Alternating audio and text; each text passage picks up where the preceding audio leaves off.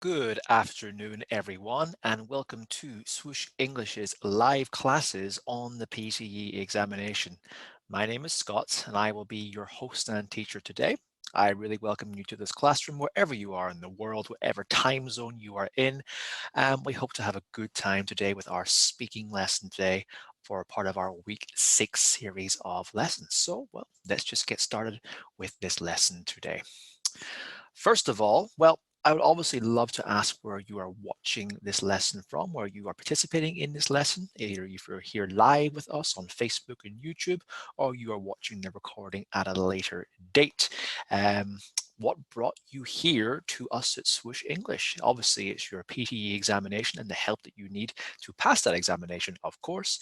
But what specifically brought you here to needing our assistance with the PTE examination? So we're just going to engage in a little bit of a reflective warm-up where I'm just going to ask some questions. I want you to obviously elaborate on those questions yourself and just to really contextualize where you are in your PTE journey, where you want to be and how long you think it's going to be until you get there, as well as, of course, just really reflecting on your own strengths and weaknesses and how you can go about getting that score that you want in the PTE examination.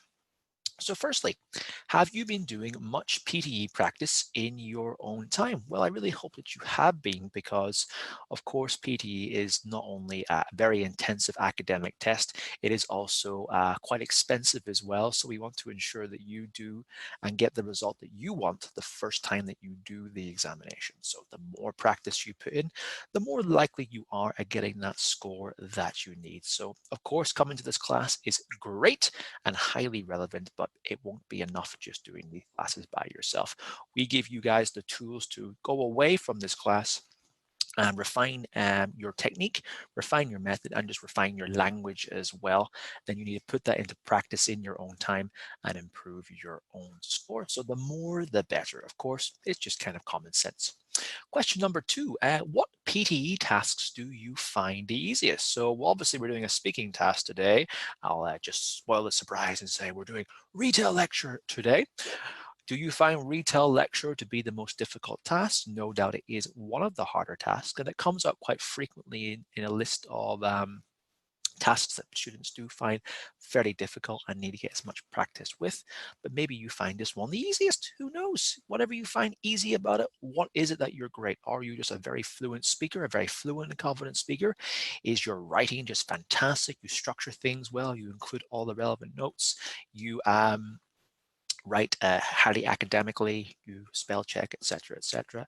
Maybe obviously you're just a very good reader, you're able to skim and scan and extract very well, or maybe you're just fantastic at picking up information as you listen. Conversely, what is the most difficult for the same reasons? I'm pretty confident that RETELL lecture is one of those tasks that you may find quite hard. What is it about RETELL lecture that you find hard? Is it obviously the listening exercise? Is it the reciting? How do you speak? How do you take down your notes? What information do you need to include? Etc., etc.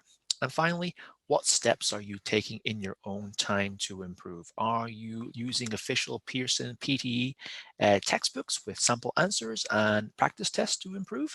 Are you going and doing any lessons either with us at Swoosh English, maybe you're going to an actual brick and mortar classroom to practice with a teacher? Or are you just engaging in more soft skills? Are you practicing speaking in an English speaking environment? Maybe you have a job in which you can speak loads. Are you just reading very well around the topic, maybe for leisure, but also doing some exercise which make it PTE like? Are you listening to academic transcripts? Are you just obviously practicing your writing? All of these things are great, and the more that you do, the better that you will become at the PTE examination in a very short space of time. So let's have a review quickly of our week 3 lesson. In our week 3 lesson, we also covered RETELL lecture. And I just want to obviously think about what we covered that week and in terms of how it could be useful in today's lesson too. We're going to move on and focus on a few different sub-skills and a few different language practice items. But obviously what we reviewed last in week 3 will also be useful to bring forward in this lesson. So therefore, it's a good thing just to remind you guys of what they were. The first question we have is, what do the following symbols generally represent in note taking? So we have the and symbol, we have e.g., we have with a forward slash, we have /O, we have a forward symbol, we have a backward arrow, we have ETC, and we have NO. I just realized that I gave away one of the answers there. Fantastic. Well, look at the first symbol. Let me just highlight that. So the first symbol here is this symbol. What is it an abbreviation of? Well, it's abbreviation of the word and. Now, and is obviously quite nice to write. It's quite short, but obviously one symbol versus AND could save you a millisecond of time with your listening. What about this one? EG. EG stands for an example. So when you hear something being denoted as an example, you will often see EG. Also, when you're writing down, it's a lot shorter. W with a forward slash stands for with, and W with a backward slash and the O is without. So with and without can be used to use the prepositions when linking ideas together. The forward arrow symbol is greater than, and the backward symbol is lesser than. So we're obviously referring to an amount, cause and effect. We can use greater or lesser than, so highly essential. ETC stands for etc.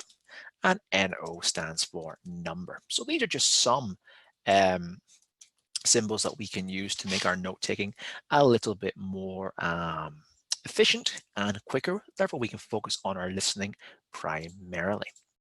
Question 2, what information are you primarily trying to extract from the recording? Well, I haven't given an answer here. I want you guys to think about it.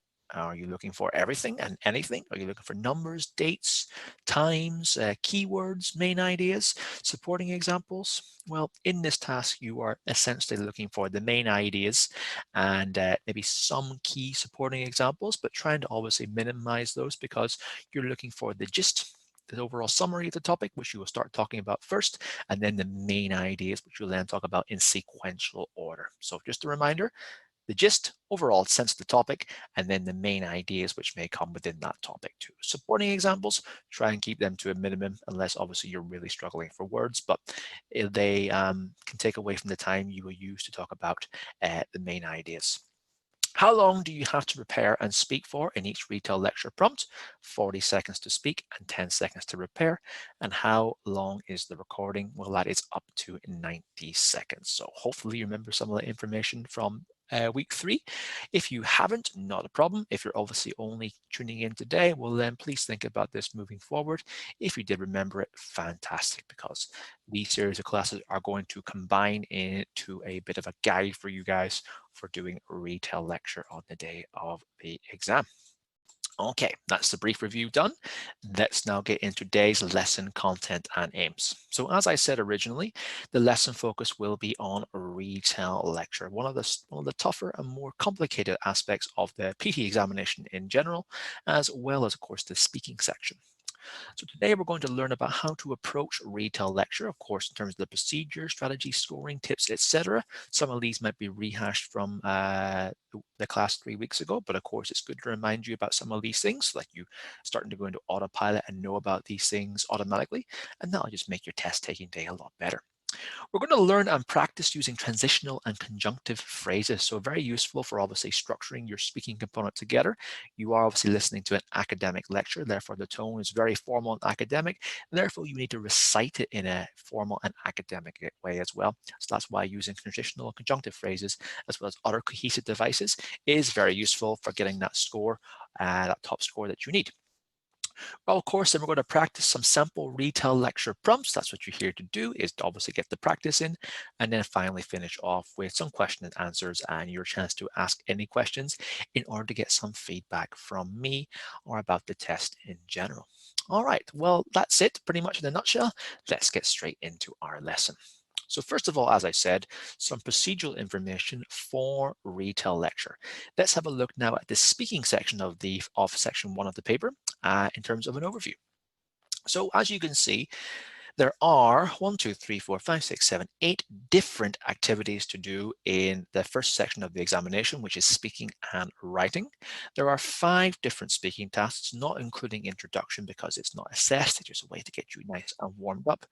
RETELL lecture is the 4th task that you will have to do in the speaking section. And the total time for the examination is 77 to 93 minutes. That's for both speaking and writing, but the speaking section will last between 30 and 35 minutes in total. What do you have to do for RETELL lecture? Well, RETELL lecture is a long answer item type that integrates your listening and speaking skills and requires test takers to understand and retell a lecture. So simultaneously, this is a listening and speaking exercise. The listening component will last for a set amount of time. In that time, you take down notes about what the lecture is, and then you summarize and retell it in your own words. It is quite tricky. How long does the task last? Well, the listening component of the task lasts up to 90 seconds. So the lecture will be no more than 90 seconds in length. It usually is a little bit shorter than that, but still fairly long.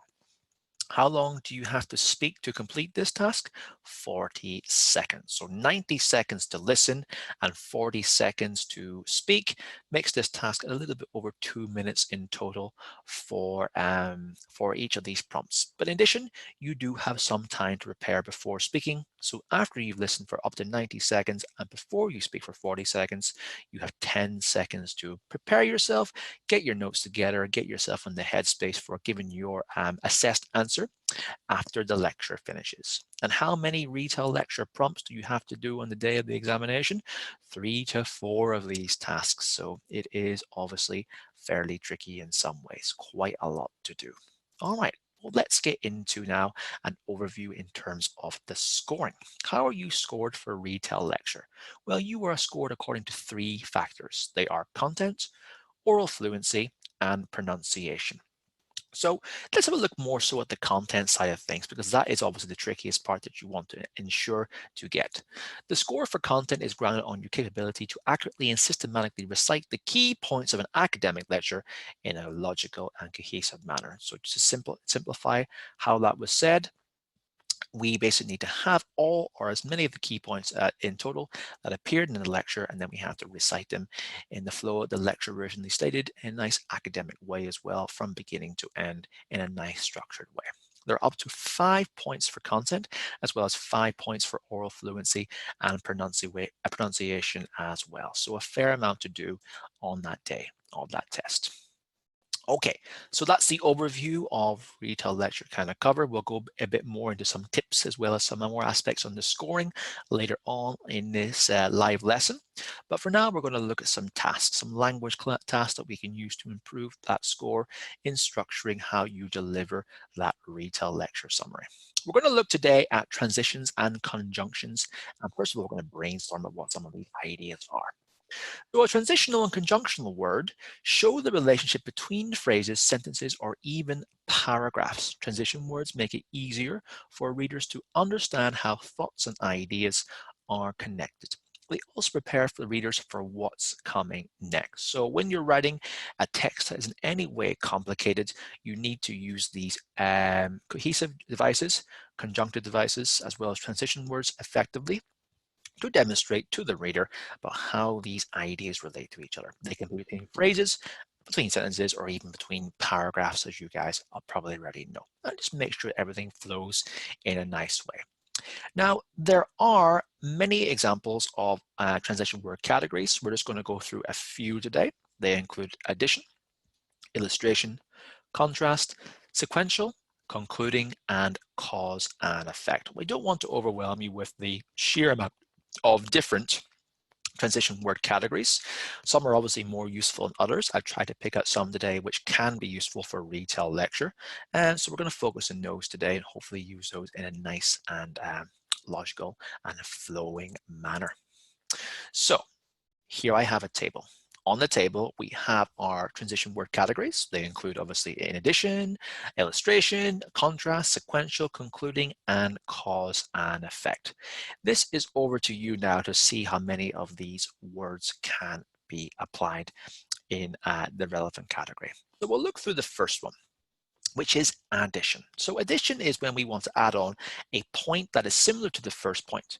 And often these words are used either in between phrases or in between sentences to link the ideas together. They can also be used between paragraphs. A nice simple one that I can think of is and. For example, my name is Scott and my name is blah, blah, blah. So we have two people and two ideas that have been linked together in a similar fashion.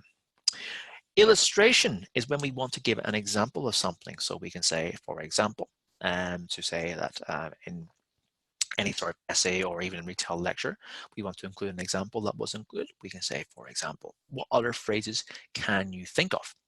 Contrast. So to differentiate between in addition and contrast, two ideas that have been linked together, but they're opposing, they're contrasting. So we could say, my name is Scott, but my name isn't Scott, for example. Terrible example. Let's try to think of another one. I am 60 years old, but I am very, very fit and healthy. So those two ideas are contrasting. We can use one of our transition words of contrast to denote that idea and that relationship. Sequential. So when we're listing ideas from the first to the last, we can use sequencing words. Of course, firstly is the first one that we can use. You can probably think of sequential conjunctions that follow on from firstly, but what other ideas might also surround those too. Concluding conjunctions, very useful for when we want to finish up our RETELL lecture and start that small conclusion part. We can say in conclusion. What else can we think of? And then finally, we can talk about cause and effect. So the cause is when something happens, and the effect is what happened because of that happened. So for example, I could say, I am thirsty, and due to that, I drank some water. So the cause is that I am thirsty. Because I am thirsty, I decided to drink some water. So those ideas are linked from one to the other, cause and effect. So what I want you guys to do now is I am going to turn off the webcam for a little bit. Don't worry, I will still hear what anyone's saying in terms of the typing or their speaking. And I want you to brainstorm as many of these other transition and conjunction words you can think of for each category. Once the time is up, I will then show the table and fill in these words. Please use these words moving forward. Of course, this is only going to be a bit of a summary about what these words are. If you are unsure about what any of these are, then I recommend that you go away and do some further work on these. But please do try and apply these not only to RETELL lecture, but of course highly useful for any other academic exercise, especially write essay in the writing section as well. So I'm going to give everyone maybe 2 minutes to think of these ideas. Then I will resume the video and we will get through some of these ideas in our table. Good luck. Brainstorm your conjunctions, write them down, and then we'll put them into the table.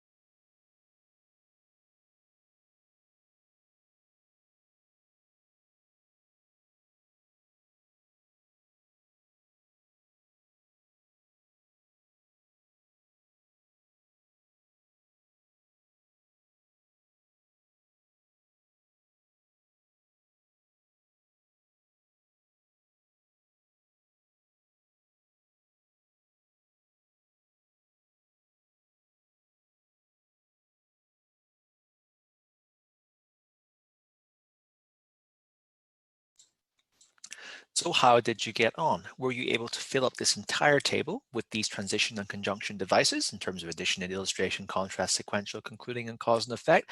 I doubt you managed to get them all done in that time, but let's hope that you got some of the same that I'm going to now display in this table. So here are some of the ideas that we can use. Addition, we can talk about and, as well as, to, furthermore, in addition, also, and moreover. So as well as can often will be used in between a phrase in a sentence. To would be used at the end of a sentence.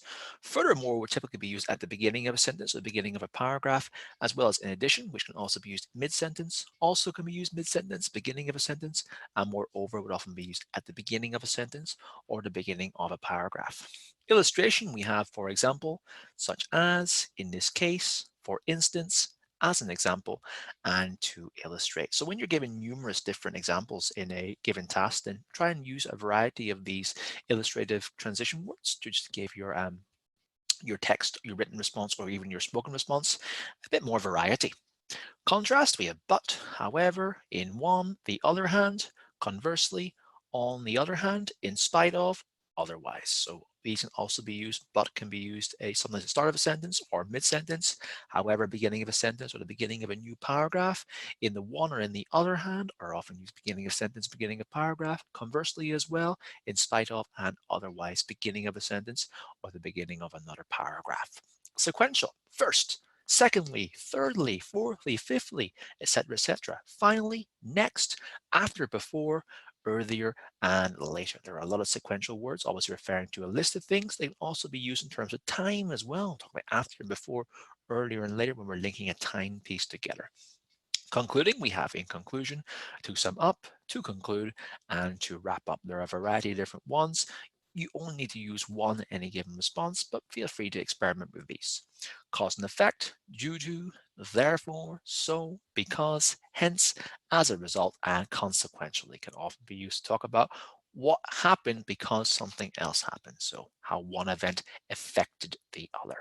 So please take a note down of some of these transition words and conjunctions. See if we can use any in our RETELL lecture prompt that's coming very soon, and also in any other section of the PT examination as well. They can be very, very useful. So we'll just talk about maybe sequential words will be very useful for this task. When you want to link your main ideas together, you can use those. Concluding words are also very useful for starting that conclusion part of RETELL lecture. You might want to talk about cause and effect because how the 2 points interrelate.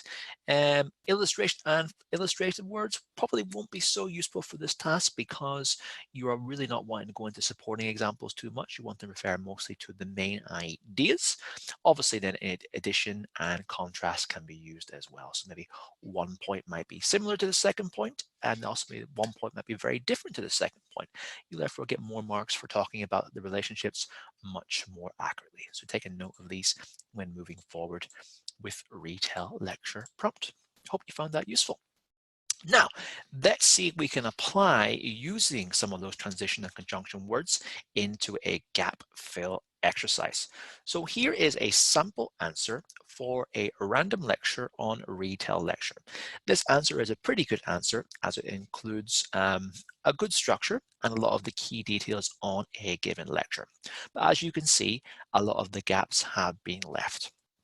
As you can see on the right-hand side, the words that have been left out are actually, in fact, some of our conjunctions and transitional words. Now, not all of them, because you don't want to use too many and overwhelm you, but I just want to see how good you are at applying some of these words to the gaps itself. So think about what word can go where.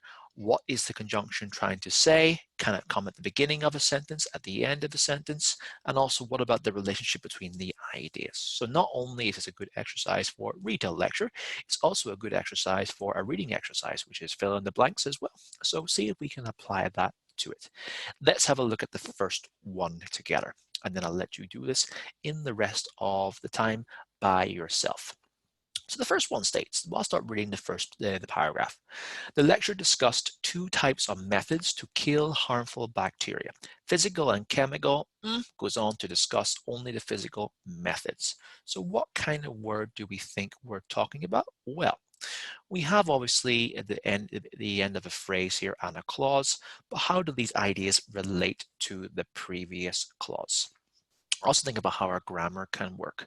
So are the ideas linked in any way? Do they talk about anything sequentially? Well, it doesn't really talk about anything sequentially because obviously it's the middle of a clause denoted by the comma here. So therefore we could actually eliminate using any of our sequential words like in addition, firstly, as well as then, as well as finally. So the three answers that we could use would be and, but, and although. But what do we think it's talking about? Does the first clause contrast with the second clause at all? No, it doesn't. So that actually removes but and although. We're actually having some words that are linking on together in terms of being a likelihood. So it's in addition. So we could talk about, not in addition, of course, because that's a first word. We can use and in this case. The lecture discussed two types of methods to kill harmful bacteria, physical and chemical, and goes on to discuss only the physical method. So these two ideas have been linked together to make one larger sentence. The ideas are nothing contrasting as well, so therefore we can use and in this case. So you can take away and, keep a note that two ands are used in this passage as well, so you still have one more to find. I'm now going to turn off the webcam. I'm going to give you guys some time to complete this gap fill. Take as much time as you need, of course. So if you are watching this that's not live, you can pause the video and then obviously resume later on in our analysis when you have obviously finished in your own time. All right, let's see how you get on with the gap fill, and then we'll analyze the answers afterwards. Good luck.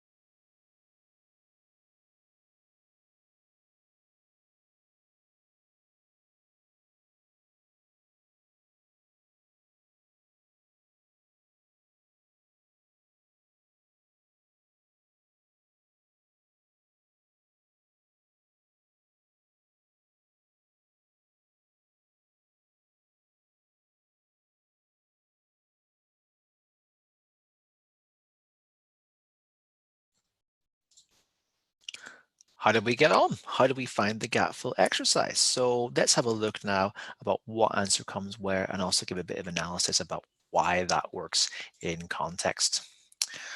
So our first answer is but. But goes on to discuss only the physical methods. We can then use our first word, which is firstly, because we're talking about a list of sequential events, firstly being the first one, and it also comes at the beginning of a sentence.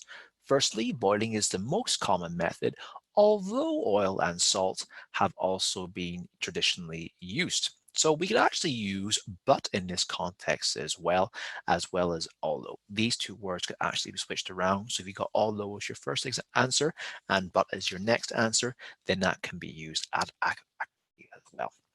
We obviously use although or but because we're talking about two contrasting methods. Boiling is the most common method, but oil and salt have also been traditionally used because it's not traditionally a common method.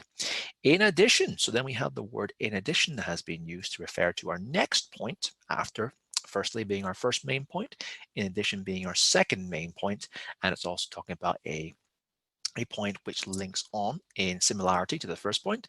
The lecture then discusses pasteurization in detail and differentiates it from boiling. The lecture then discusses what we might actually use as a templated cohesive device as well.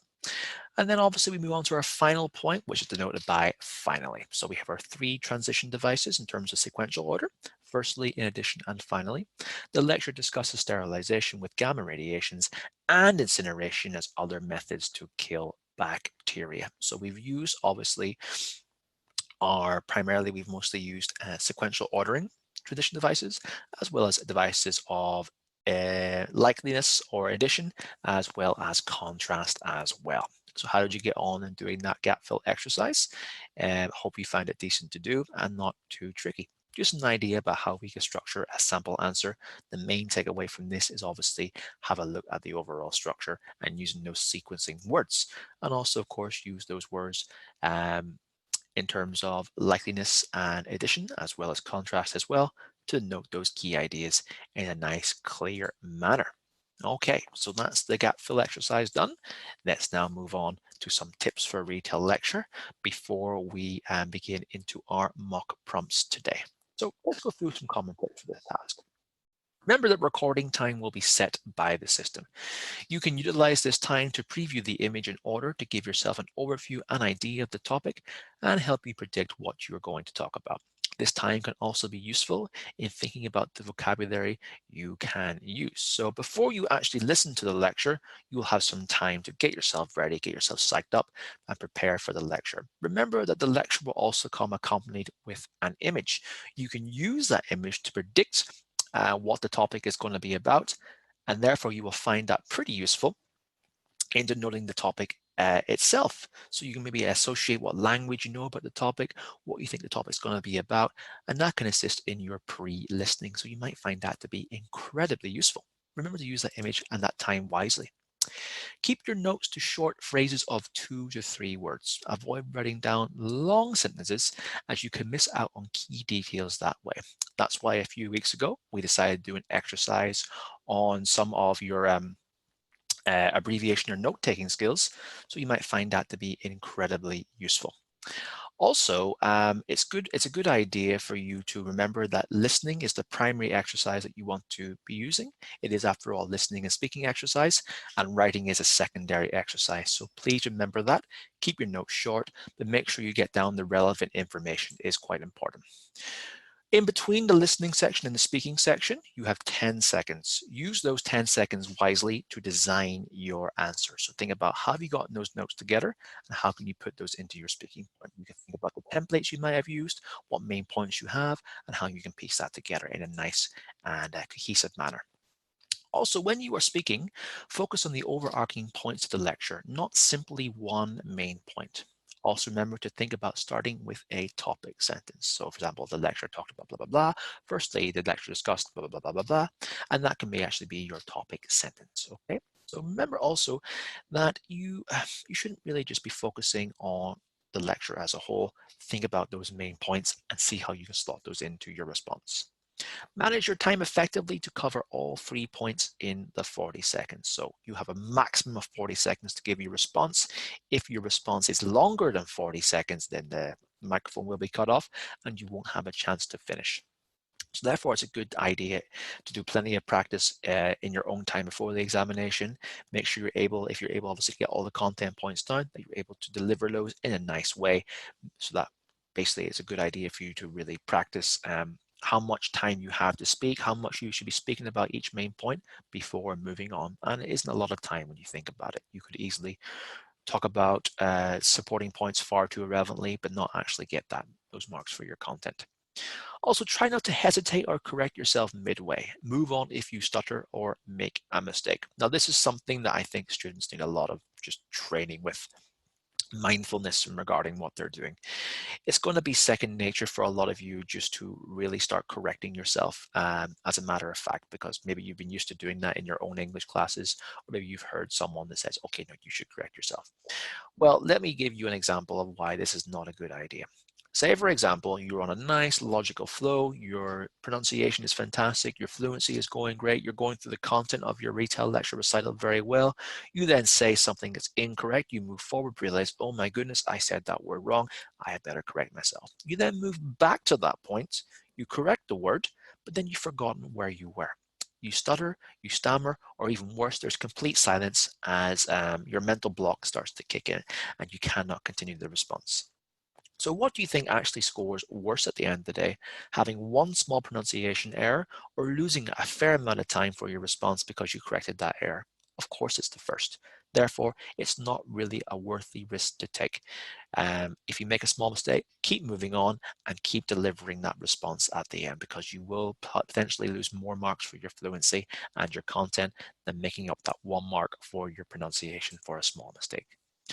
Also, remember to use fillers to avoid periods of silence, as the microphone will close after 3 seconds of inactivity. Now, remember that, of course, when the microphone does close off, your response is finished. So you want to ensure that you're not speaking for, there's no amount of time you're not speaking for. So think of phrases, instead of using your typical ums and ahs, you can say, let me think for a moment, give me a second. That's a good point. Keep that fluency moving as well. Keep your mind ticking over, and also reducing that risk of you actually losing your train of thought and then completely losing your marks for your fluency. So remember to try and keep speaking as much as possible if you feel like you're losing your train of thought or your fluency is starting to go down a little bit. Now for some general speaking tips that we can apply to this task as well as the rest of the PTE examination. Ensure your headphone volume is convenient to you so that you are able to hear appropriately and that the voices of other participants won't disturb you. It's a good idea to get this down at the very beginning. Make sure you're comfortable. Make sure there's going to be no distractions as well, because you want to ensure that you are fully focused and fully comfortable, and therefore get that mark that you need at the very end. So make sure that those things are sorted out at the very beginning. Speak at a natural pace and at a normal volume, whatever is natural to you. Ensure your accent is naturalized as possible. There is no need to attempt to speak with a native-like inflection. Now, even though, of course, you are assessed on how native-like you are, you don't have to adapt a native speaker's accent or even speak like them. But as long as obviously your fluency, your intonation, your chunking, and your stressing is like a native speaker. And of course, we all speak at different speeds, so make sure you speak at a speed that is comfortable to you. If you're naturally a slow speaker, don't feel like you need to speed up. If you're naturally a fast speaker, then don't feel like you need to slow down, unless, of course, you feel like you're going too fast and it might affect your content. Remember, comfort is key. When you do make a mistake, and it more than likely will worry, as I said, do not let it distract you. Slip-ups are common even in native speakers, and there is no need to correct yourself unless you would really like to. The scoring criteria will, of course, allow some slip-ups. After all, native speakers don't even speak like perfect recordings with absolutely perfect inflection, intonation, speed, timing. Slip-ups do occur. So if it does happen, please don't worry and just continue speaking. As I said, also try to avoid any prolonged periods of silence and use fillers to your advantage. And of course, also keep an eye on the clock. It's a useful tool for your own time management. So make sure obviously you're covering those points within the 40 seconds as well. If you're still on the first point and 30 seconds are up, then unfortunately you haven't utilized that time management as well as you can. So you want to time yourself and ensure that you're probably getting the response finished within about 35 seconds. So Obviously 35 seconds are in, then you have that 5-second buffer as well. Keep your speaking consistent. Continuity is in your fluency is the most important aspect of your spoken response. So don't speed up and slow down too much. Don't have long periods of silence along with frequent bursts of activity. Nice and common and steady pace throughout your activity. Okay, so remember that each RETELL lecture prompt is scored out of 5 for content. To get a score of 5 out of 5, you need to describe the following: all the main details of the lecture and include relevant supporting details if necessary, but remember that these aren't necessary at the same time. It's obviously a good idea to include them in a short reference just to add into your speaking time, but the main ideas are the most important. How these details relate to each other. So that's why you use those transition words to note the relations. Include a conclusion or mention a remarkable point. And of course, effective note taking is essential for this. So obviously you have your overview, your main points, and a small conclusion or a personal remarkable point that you find is interesting about the lecture. You can use some of these structural markers as well to link your response together. So you might want to start off with the overview by saying the lecture report states, the lecture reporter begins by, the lecture report focused on, and then you give your overview of what the topic is. You'll then move on to your main points. You could obviously say firstly, secondly, and finally for maybe 3 main points. The first point of the lecture was, the second point of the lecture was, main point 1, main point 2, etc. In addition, moreover, also when linking your main points together that are similar, however, on the contrary, conversely, when linking your main points together, which are actually on a conflictive nature. Obviously, you have to listen to the lecture to pick up on how those ideas are conveyed. And then finally, when giving your conclusion, in conclusion, to sum up in summary. Please take a note of some of these structural markers and use them going into our mock prompt now. So, here are some really useful questions that you can use to assess yourself when you're doing your own mock prompt practice. So think of these questions. Did the student yourself begin with an appropriate phrase? Did you begin with the lecture discussed, the lecture mentioned, the speaker discussed, mentioned, highlighted, etc.? Did the student include most of the main points of the lecture? Did they have points 1, 2, and 3? Were they the main points or were they superfluous information like supporting details? Did the student discuss the relationships of the main points with supporting details? Remember, only I'm passing mention these supporting details. Don't focus on them. Did they finish with a conclusion or remarkable point? Did the student read smoothly at a natural pace? Were there any unnatural pauses? Did the student pronounce all words correctly? Did the student stress keywords and vary their intonation?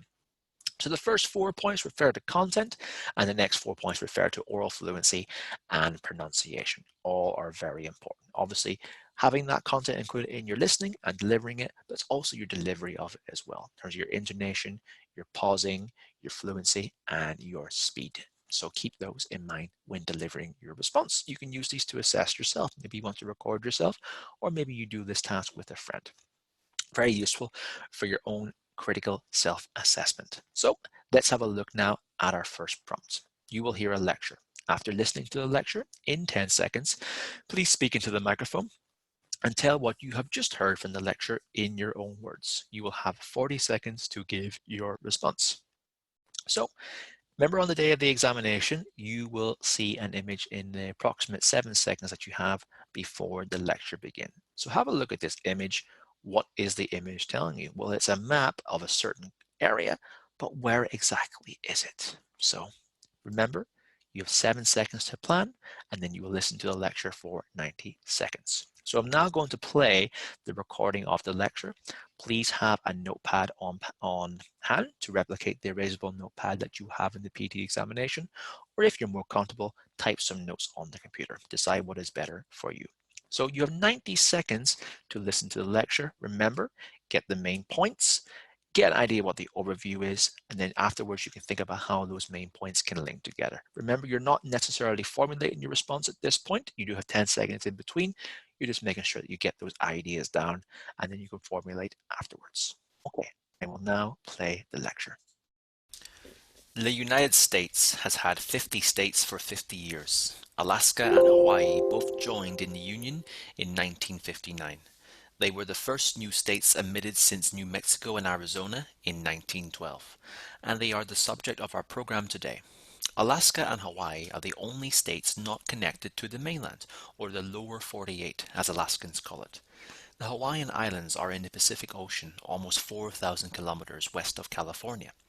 Alaska is on the border of northwestern Canada, far enough north that part of it is within the Arctic Circle. Alaska and Hawaii are very different states, but they shared attention last year during their presidential campaign. Hawaii is the birthplace of President Barack Obama. Alaska is the home of Governor Sarah Palin, the Republican candidate for vice president.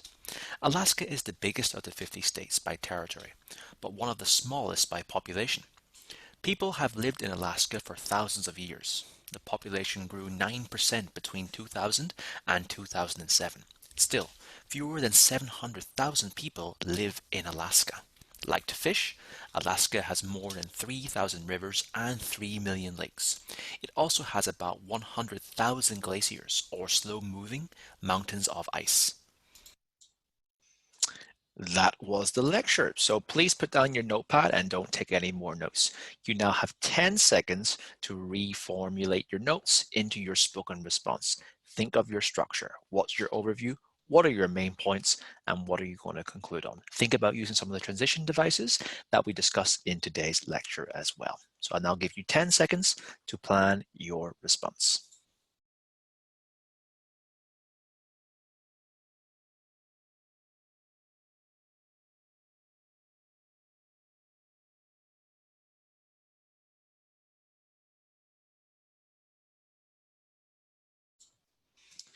That's your 10 seconds. Now you will start speaking in the day of the PTE examination. So please just remember to stay calm, speak in a nice steady pace. See if you can time yourself within 40 seconds as well. Think about your delivery, think about your speed, and think about your content as well. Don't sound like a robot, but don't change your intonation too much as well. So I'm now going to give everyone 40 seconds to give your response. Please do it to yourself or to a friend, even record yourself if you like as well. Good luck.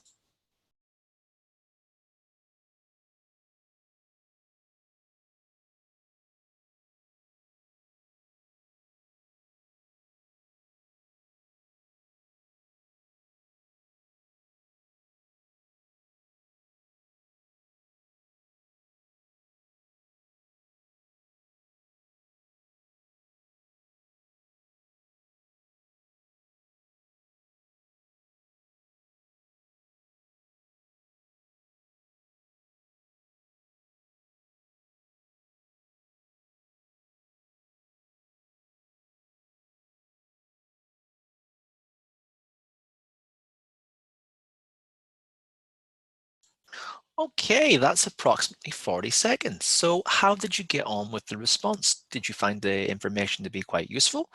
Did you find the topics information to be quite easy to take on part?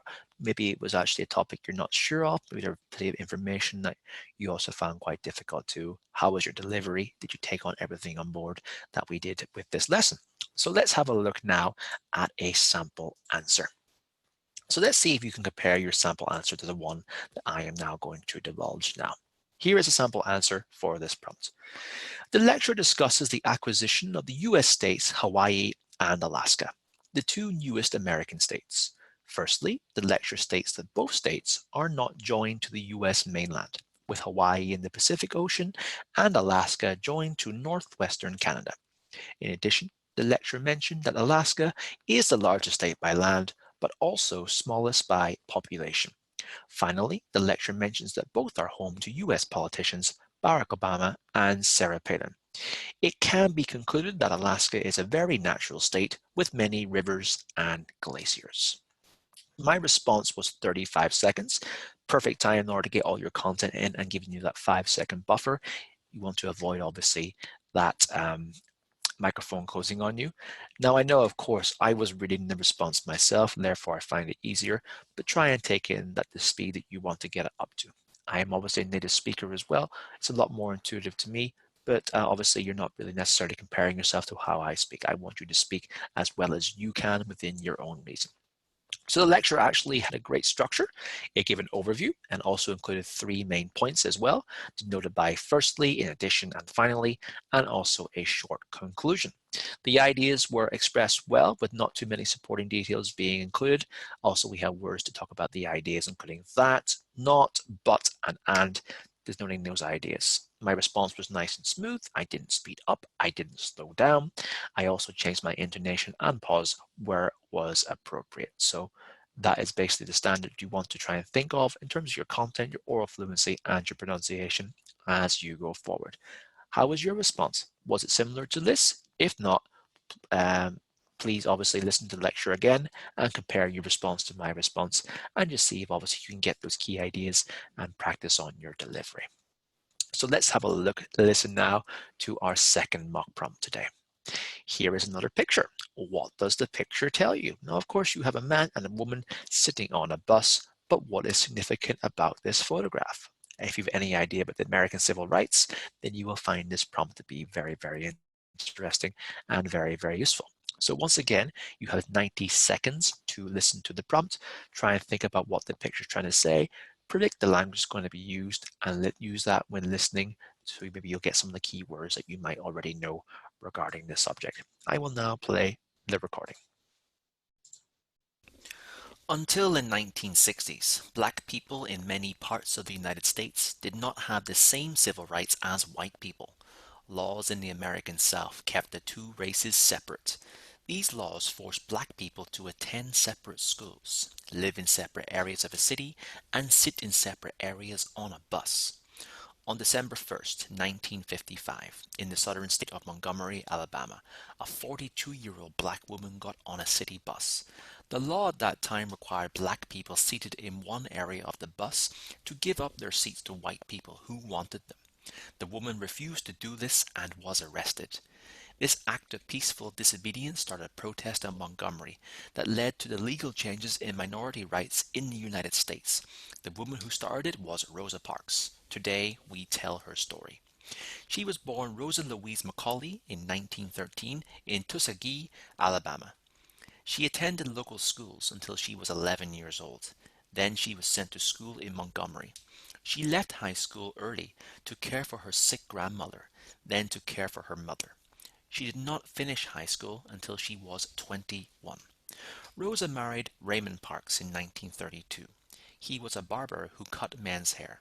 He was also a civil rights activist. Together, they worked for the local group of the National Association for the Advancement of Colored People. You now have 10 seconds to prepare for your spoken response.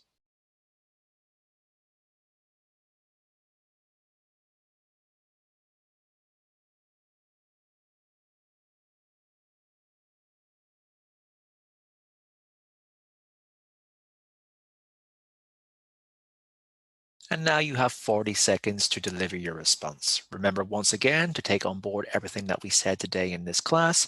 Make sure your pacing is nice and consistent. You use appropriate connective and cohesive devices to gel your response nice and academically together. Also remember to time yourself for up to 40 seconds. So it's a good idea to record yourself and obviously work in your intonation and your pronunciation. If you make a mistake, please keep going and please don't go back to correct that. So now you have 40 seconds to give your response. Good luck.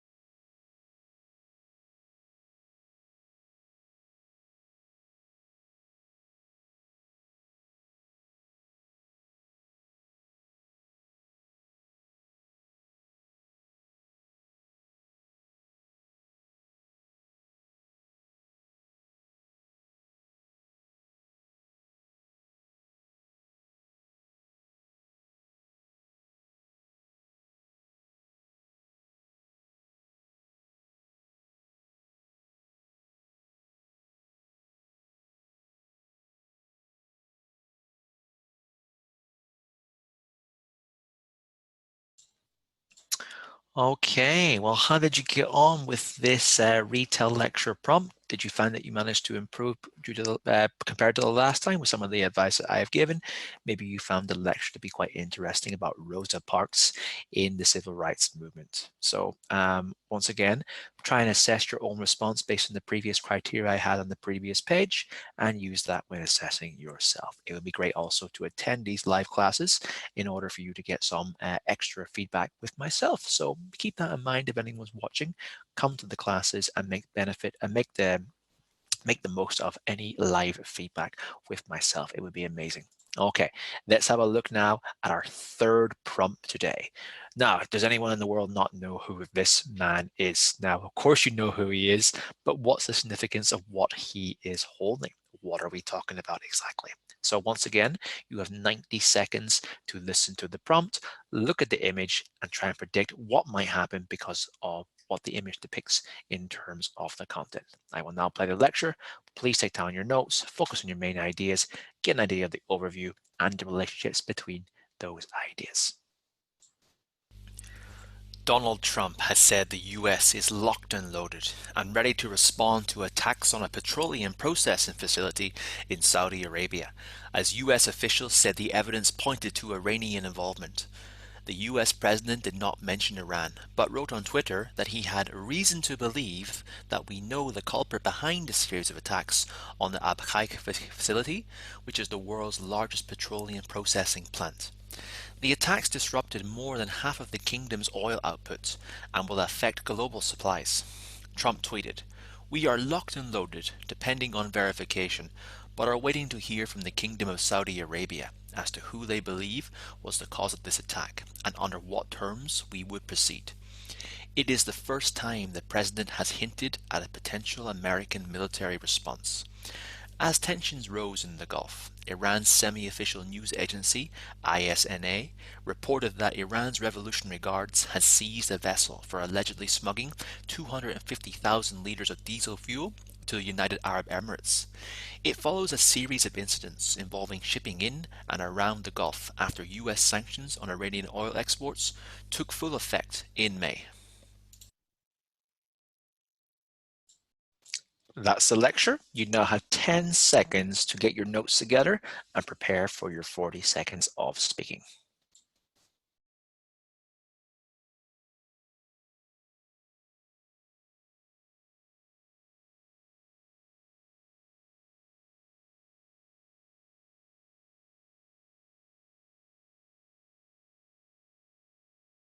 And now you have 40 seconds to give your spoken response. So please, please time yourself, record yourself, or do it with someone else.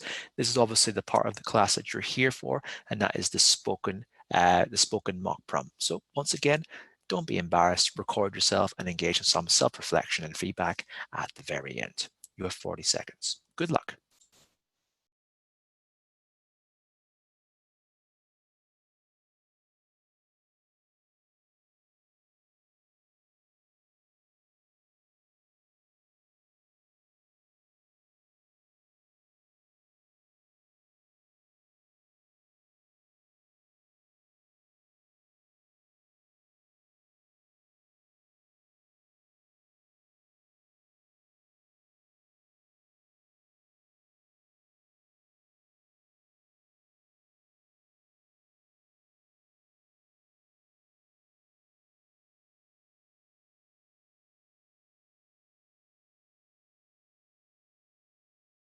And that's the 40 seconds for their response. And that concludes our third mock prompt today. So we hope you managed to find these mock prompts to be quite useful.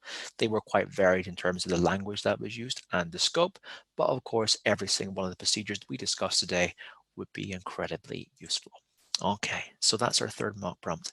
And now let's involve ourselves. It's just to get involved with some feedback and questions and answers before our class finishes today.